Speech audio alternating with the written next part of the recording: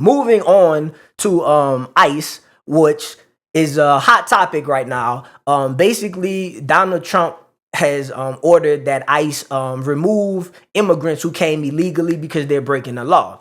Now, ironically, President Barack Obama also did this, and at one point he was labeled the deporter in chief. The only difference about this situation is that since Donald Trump is on the right and he's a conservative, you have liberals posting videos online and you have the media covering what ICE agents are doing. They did this under Obama, but it didn't get as much coverage because social media, a lot of social media users are liberal minded, and the media is also biased and slants toward the liberal ideologies and liberal perspectives.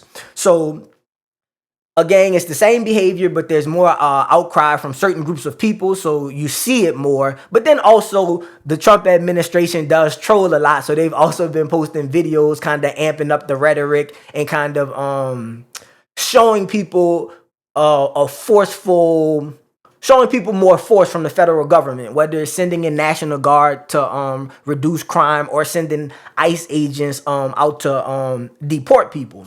So there was one incident in California that actually happened in July, but the person was finally found and arrested. I'll play that for you guys. Hey, John, you may recall there was a pretty notable immigration raid on a pot farm here in Camarillo earlier this summer.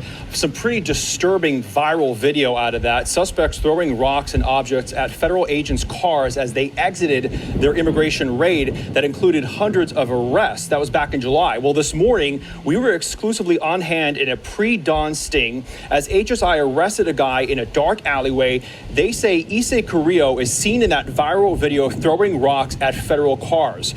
Carrillo is allegedly part of an anti-ICE activist group that intentionally blocked the federal agent cars on the pot farm and then ambushed the agents on the way out.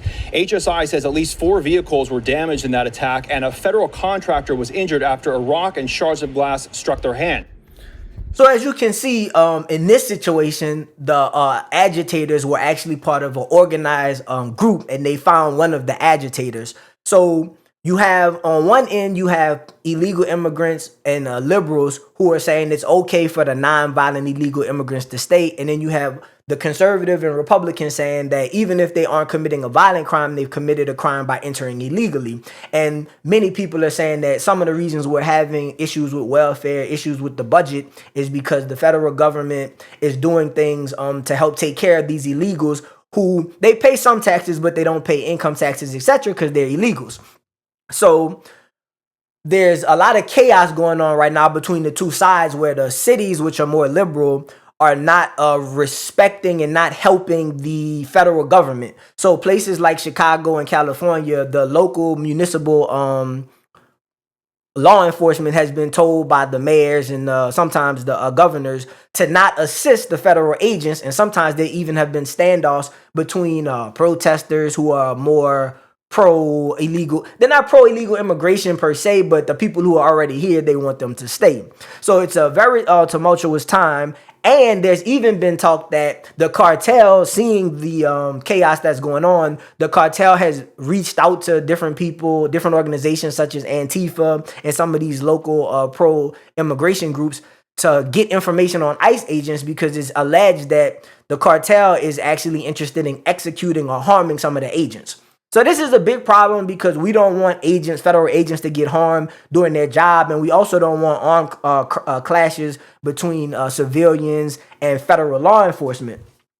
So the only thing that I can say to move forward that would help these things is, again, there should be more dialogue. The people who lost the election have to respect the rule of law. If your side didn't win and there's a crackdown on illegal immigration, you have to use the power of voting to get the change you want. But you can't go out and throw rocks and throw things at law enforcement. We will continue to update you guys on the ICE raids and ICE updates as more information comes out. If you like this video, please smash the like button, comment, and subscribe. New shows airing Monday through Thursday.